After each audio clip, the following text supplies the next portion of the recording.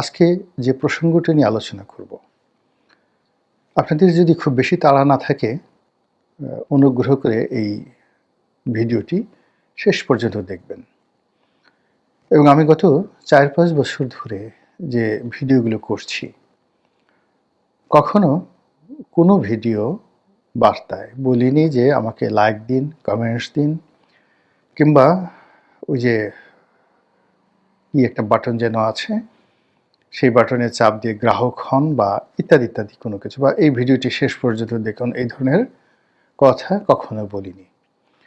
কিন্তু আজ এই কথাটা বললাম এই কারণে যে তালুত এবং জালুতের কাহিনী পবিত্র কালামে পাকে যেভাবে বর্ণনা করা হয়েছে এবং বিশ্বের অন্য যে সকল বিখ্যাত গ্রন্থ সমূহ রয়েছে, তার মধ্যে ধর্মগ্রন্থ বাইবেলের ওল্ড টেস্টামেন্ট এবং নিউ টেস্টামেন্ট, এই দুটো অধ্যায়তে দ্য বুক অফ স্যামুয়েল, সেখানে হজরত তালুত আলাইহিসসালাম, কেউ বলেন তিনি নবী ছিলেন, কেউ বলেন তিনি নবী ছিলেন না, আল্লাহ ভালো জানেন, আমরা তাকে নবী মনে করি আজকের এই বক্তব্যটি উপস্থাপন করব।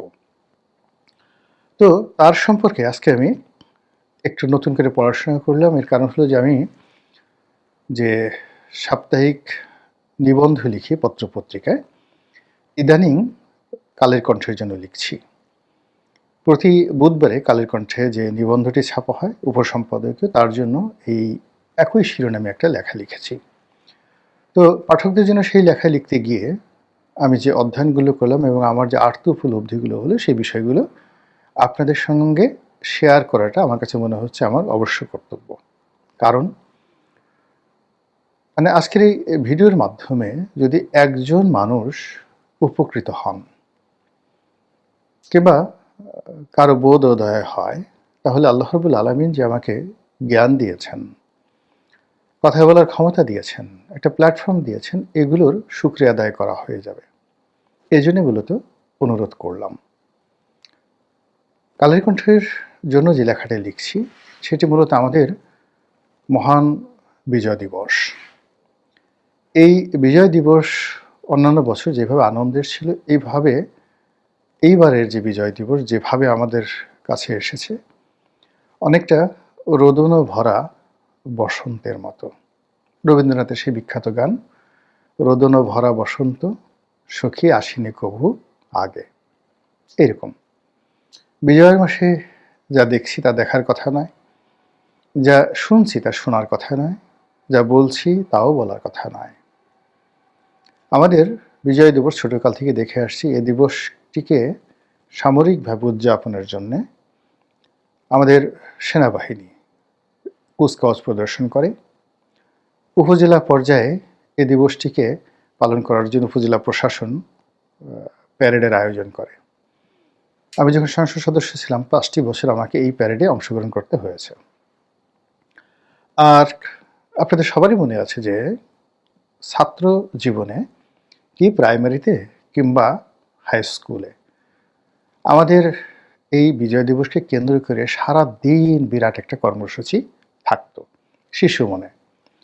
এর ফলে কি হলো, স্বাধীনতা, সার্বভৌমত্ব, জাতীয় পতাকা এবং দেশাত্মবোধ একটি শিশুর মন এবং মননে যেভাবে অনুপ্রবেশ করত, যা পরবর্তীকালে আমার সোনার বাংলা আমি তোমায় ভালোবাসি বা বাংলাদেশ, জীবন বাংলাদেশ আমার, মরণ বাংলাদেশ, আপনি যেভাবেই বর্ণনা করেন না কেন, দেশপ্রেম আপনার হৃদয়ের মধ্যে উৎসরিত হতো। কিন্তু এইবার এসে যে বিরূপ পরিস্থিতি, সেই বিরূপ পরিস্থিতিতে সরকার সিদ্ধান্ত নিয়েছে এবছর কোনো সামরিক কুচকাওয়াজ হবে না, যেভাবে গত বছরও কিন্তু হয়নি।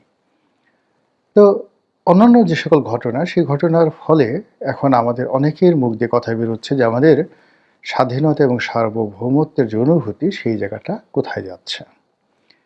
যে জাতি স্বাধীনতার স্বপ্ন দেখে না, আল্লাহ রাব্বুল আলামিন কখনো তাদেরকে স্বাধীনতা দান করেন না। আবার কোনো কোনো জাতি শত শত বছর, হাজার হাজার বছর ধরে স্বাধীনতার স্বপ্নে বিভোর থাকে, তারপর আল্লাহ রাব্বুল আলামিন তাদেরকে স্বাধীন করেন। কিন্তু পরবর্তীতে আবার দেখা গেল সেই জাতি তাদের অবাধ্যতা এবং তাদের যে অকৃতজ্ঞতা ইত্যাদি নানা রকম বদগুণের কারণে আল্লাহ রাব্বুল আলামিন তাদের উপর থেকে সেই নিয়ামত তুলে নেন। এবং এরকম ঘটনা যখন একটা কোনো জাতির জীবনে ঘটে, দ্বিতীয়বার আর তাদের কাছে সেই নিয়ামত ফিরে এসেছে, এরকম নজির খুব অল্প। তো তালুত এবং জালুতের যে কাহিনী, সেই কাহিনীর মধ্যে যে সকল বিষয় মহান আল্লাহ রাব্বুল আলামিন তার বান্দাদের নিকট বলার চেষ্টা করেছেন, সেটি হলো যে নেতৃত্ব, দেশাত্মবোধ, অনুশোচনা, জাতীয় চরিত্র গঠন, আনুগত্য ইত্যাদি বিষয়ে আল্লাহ রাব্বুল আলামিন কি ধরনের মানে মানুষের যে মানবিক আচরণ পছন্দ করেন তা এই কাহিনীর মধ্যে পবিত্র কালামে পাকে বর্ণিত হয়েছে। তো মূল আলোচনা যাওয়ার আগে খুব সংক্ষেপে আজকের এই আলোচনার প্রেক্ষাপটটা বলে নিই। সেটি হলো, আপনি যদি স্বাধীন হতে চান, স্বাধীনতা উপভোগ করতে চান, তাহলে আপনাকে চিন্তা, চেতনা, মন, মননে একজন স্বাধীন মানুষের গুণাবলী থাকতে হবে।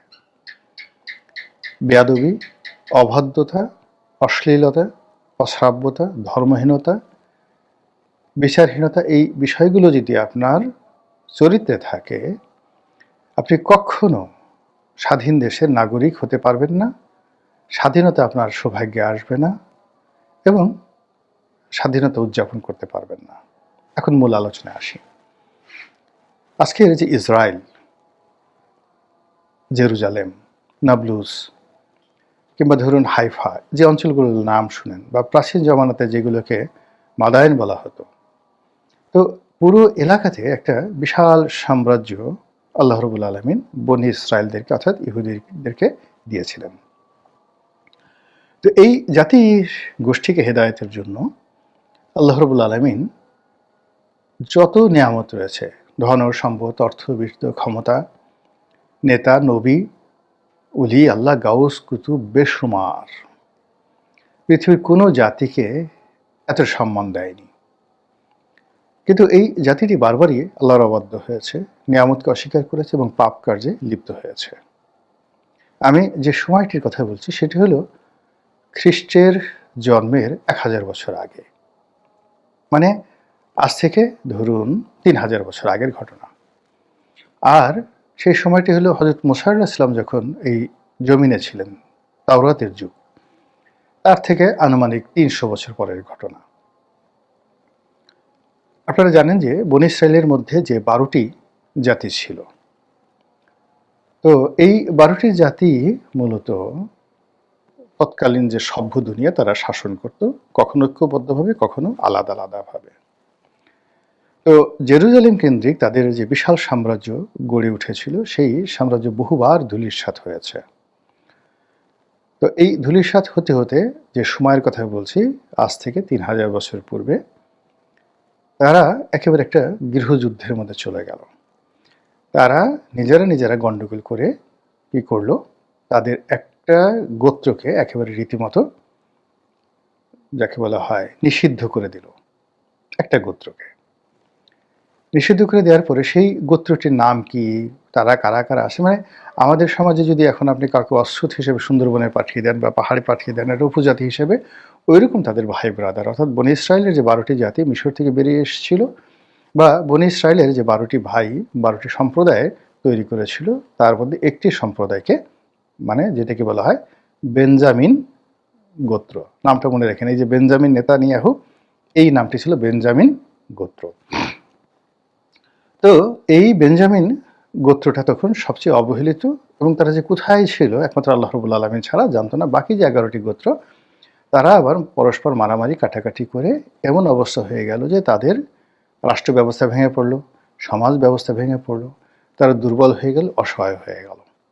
ঠিক এই সময়টিতে পার্শ্ববর্তী একটি রাষ্ট্র, সেই রাষ্ট্রের প্রধানের নাম হলো জালুত, আমরা যাকে ডাকাত জালুত হিসেবে জানি, মূলত হি ওয়াজ এ কিং। তিনি এই বনী ইসরায়েল জাতিকে আক্রমণ করা শুরু করলেন, অর্থাৎ আজকের জেরুজালেম এবং পুরো জেরুজালেম সংক্রান্ত যে সমস্ত আশেপাশে এলাকা, অর্থাৎ কুয়েত থেকে শুরু করে কাতার, দাম্মাম, দাহারান, এরপরে ইরাকের বেশ কিছু একটা অংশ, জর্ডান, পশ্চিম তীর, ফুরাত, এই পুরো অঞ্চলটাই তাদের অধীন ছিল মিশর ছাড়া। তো যাই হোক, এখন এই যে জালুত এদেরকে আক্রমণ বারবার করে, কত বছর যাবত করে একমাত্র আল্লাহ রাব্বুল আলামিন জানেন। তারা নিঃশেষ হতে হতে হতে হতে একেবারে ভিখারি হয়ে গেলেন সবাই। কিন্তু তারপরে জালুতের অত্যাচার থামে না। জালুত তাদের মেয়েদের ধরে নিয়ে যায়, ছেলেদের ধরে নিয়ে যায়, যুবকদেরকে ধরে নিয়ে যায়, বিক্রি করে ফেলে। এবং জালুতের আক্রমণ থেকে বাঁচার জন্য তারা বিভিন্ন এলাকাতে পালিয়ে বেড়ান। এবং ৩,০০০ বছর আগে আজকের যে মধ্যপ্রাচ্যের চিত্র আজকের মতো ছিল না। পাহাড়, পর্বত, বনভূমি আরও অনেক কিছু ছিল। হরমোরা রাজ্য ছিল। আপনি দেখুন যে এই যে আমরা এখন সাহারা মরুভূমি, এটা একসময় মানে আমাদের বাংলাদেশের মতো এরকম তৃণভূমি ছিল। এনিওয়ে, তো তারা পালিয়ে থাকে কিন্তু রক্ষা পায় না। এই অবস্থায় তারা অনুশোচনা শুরু করলো যে একটা সময় আমাদের কত দিন ছিল, ভালো দিন ছিল, সুন্দর দিন ছিল। আমরা নিজেরা মারামারি করে, কাটাকাটি করে সেই দিনগুলো শেষ করে দিয়েছি। আমাদের রাষ্ট্র ছিল, আমাদের সেনাপতি ছিল, রাজা ছিল। আমাদের এই রাজ্য সুখ সম্পদে অনেক যাকে বলা হয় পৃথিবীর মধ্যে সবচেয়ে সুন্দরতম একটি রাষ্ট্র ছিল। আমরা সেটা নিজেরা ধ্বংস করেছি। হায় আল্লাহ, এখন আমাদের কি হবে? তারা কান্না শুরু করলো এবং তারা বারবার আল্লাহর কাছে প্রার্থনা জানাতে লাগলো যে হে আল্লাহ, আমাদেরকে একজন ভালো নেতা দান করেন, অতি উত্তম নেতা দান করেন। তো যেহেতু তারা 11টি গোত্র, পরস্পরের মধ্যে দ্বন্দ্ব সংঘাত চলছিল, কিন্তু নিজেরা তারা সিদ্ধান্ত নিতে পারছিল না যে who could be the leader of the community, যার অধীনে আমরা একত্র হতে পারি, রাষ্ট্র গঠন করতে পারি এবং জালুতের বিরুদ্ধে যুদ্ধ করতে পারি। তখন তারা সেই যুগের সবচেয়ে মশহুর সম্মানিত ব্যক্তি এবং তিনি আল্লাহর একজন নবী ছিলেন, হজরত শ্যামুয়েল আলাইহিসসালাম, তার কাছে গেল বনী ইসরায়েলরা, তাদের সকল নেতা। তারা গিয়ে বলল যে আপনি আল্লাহর কাছে দোয়া করুন এবং আল্লাহর কাছ থেকে আমাদের একজন নেতা এনে দিন। কে আমাদের মধ্যে উপযুক্ত নেতা? শুধু আল্লাহর পক্ষ থেকে তার নামটি বলে দেন, আমরা তার অধীন যুদ্ধ করব এবং ঐক্যবদ্ধভাবে একটা রাষ্ট্র গঠন করব।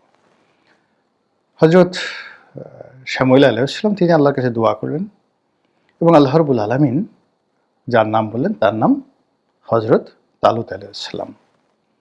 এবং ওই যে বনী ইসরায়েলের 12টি গোত্রের মধ্যে যে বেঞ্জামিন যে গোত্রটি, যাকে সবাই মিলে তাড়িয়ে দিয়েছিল, যে কিনা একেবারে রাষ্ট্রের কোনো একটা জায়গাতে তারা গিয়ে পালিয়েছিল, ঠিক সেই গোত্রের 20-22 বছরের এক যুবক তালুত, আল্লাহর পক্ষ থেকে হুকুম আসলো যে তালুত এখন তোমাদের নেতা হবেন। বনী ইসরায়েলরা সব হায় হায় করে উঠলো, হায় আল্লাহ, এটি কি ধরনের কথা? আমাদের এত ক্ষমতা, এত টাকা, এত সৌন্দর্য, সামরিক জ্ঞান, এত ঐতিহ্য, সব কিছু বাদ দিয়ে আমাদের মধ্যে কাউকে পছন্দ হলো না, আর আল্লাহকেই না এইরকম যাকে বলে আমরা যাকে নিষিদ্ধ ঘোষণা করেছি তার মধ্য থেকে, তাও আবার এমন যুবক যে কিনা লিকলিকে লম্বা। হযরত তালুত খুব লম্বা ছিলেন, ভগ্ন স্বাস্থ্য, দুর্বল স্বাস্থ্য, তার কোনো সামরিক জ্ঞান ছিল না, টাকা পয়সা তো ছিলই না, একেবারে গরিব। আপনি বুঝতে পারেন ব্যাপারটা, তাকে আমরা কী করে নেতা মানি? তো হযরত শ্যামুয়েল আলাইহিস সালামকে নেতারা বললেন যে হে, আপনি আল্লাহর কাছে আবার একটু প্রার্থনা করুন, তিনি যেন ওকে বাদ দিয়ে আমাদের এই যে 11টি গোত্র আছে এই গোত্রের মধ্যে থেকে যে কোনো একজনকে মনোনয়ন দেন। হযরত শ্যামুয়েল আলাইহিস সালাম বললেন যে হবে না, আল্লাহর সিদ্ধান্ত চূড়ান্ত। তোমাদেরকে যদি বর্তমান অবস্থা থেকে রক্ষা পেতে হয়, মুক্তি পেতে হয়, তাহলে তোমাদের যে অহংকারী মন, উদ্যত মন, সেই উদ্যত মনকে অবনত করো এবং আল্লাহর সিদ্ধান্ত মেনে তার অধীনে যুদ্ধ করো। আল্লাহর সাহায্য, প্রাকৃতিক সাহায্য, খোদাই সাহায্য তোমাদের জন্য কার্যকর হবে, আদারওয়াইজ তোমরা এইভাবেই নিন্দিত হতে থাকবে। তো বনী ইসরাইল জাতি এতটা নির্যাতিত নিপীড়িত হচ্ছিল যে তখন তাদের অহমিকাবোধ চলে গেল। তারা সবাই হযরত তালুত আলাইহিস সালামের নেতৃত্ব মেনে নিলেন এবং তার নেতৃত্ব মেনে যুদ্ধে গেলেন। সেই যুদ্ধে জয়লাভ হলো অনেক বড় লম্বা কাহিনী, আমি আর সেদিকে যাব না। সেই যুদ্ধের পরে যে একটা ডাইনেস্টি তৈরি হলো, সেই ডাইনেস্টি অর্থাৎ হযরত তালুত আলাইহিস সালাম, কেউ বলেন 20 বছর, কেউ বলেন 40 বছর তিনি রাজ্য শাসন করেছেন, বিশাল এক সাম্রাজ্য গঠন করেছেন। তার মৃত্যুর পর তার সন্তান 2 বছরের জন্য শাসন করেছে। এরপর তার মেয়ের জামাই হযরত দাউদ আলাইহিস সালাম তিনি রাজত্ব লাভ করেন। আর হযরত দাউদ আলাইহিস সালামের পর হযরত সুলাইমান আলাইহিস সালাম যে রাজত্ব তিনি লাভ করেন, কিং সলোমন রূপে সারা দুনিয়াতে মশহুর। আর এই সকল কাহিনী কোরআনে বর্ণিত রয়েছে, সকল যাকে বলা হয় ধর্মগ্রন্থে বর্ণিত রয়েছে। তো এই যে একটা বিশাল সাম্রাজ্য পৃথিবীর বুকে তারা গড়ে তুললেন, ফলে বনী ইসরাইল জাতিকে বহু বছর আর কোনো দুর্ভোগ দুর্দশা পোহাতে হয়নি। তো এই যে তালুত এবং জালুতের যে কাহিনী, সেই কাহিনী যদি আপনি আমি স্মরণ করি আজকের এই বিজয়ের মাসে, তাহলে প্রথমত আমাদের অহংবোধ দূর করতে হবে। মহান আল্লাহ রাব্বুল আলামিন আমাদেরকে যে 1971 সনে মহান মুক্তিযুদ্ধের মাধ্যমে স্বাধীনতার সার্বভৌমত্ব দিয়েছেন, আল্লাহর এই নিয়ামতের প্রতি আমাদের শুকরগুজার করতে হবে। যে নিয়ামতের ব্যাপারে শুকরগুজার হওয়ার জন্য আল্লাহ রাব্বুল আলামিন আল্লাহর রাসূলের মাধ্যমে আমাদেরকে নির্দেশ দিয়েছেন, স্মরণ করে দিচ্ছেন, আলাম ইয়াজিদকা ইয়াতীমান ফাওয়া, হে নবী আমি কি আপনাকে এতিম হিসেবে পাইনি? এরপর আমি কি আপনাকে আশ্রয় দান করিনি? সুতরাং আপনার প্রতি যে নিয়ামত দেওয়া হয়েছে, ও আম্মা বিনিয়ামতে রব্বিকা ফাহাদ্দিস, আপনার প্রতি যে নিয়ামত দেওয়া হয়েছে সেই নিয়ামতের শুকরিয়া আদায় করুন। তো এই যে আমাদের প্রতি যে নিয়ামত দেওয়া হয়েছে 2025 সনে ডিসেম্বর মাসে বুকে হাত দিয়ে একবার একটু চিন্তা করুন তো, কয়দিন আপনি স্মরণ করেছেন যে আপনার স্বাধীনতা আপনার জন্য বিরাট একটা নিয়ামত, আপনার পরিবারের জন্য নিয়ামত। এই স্বাধীনতা রক্ষার জন্য আপনার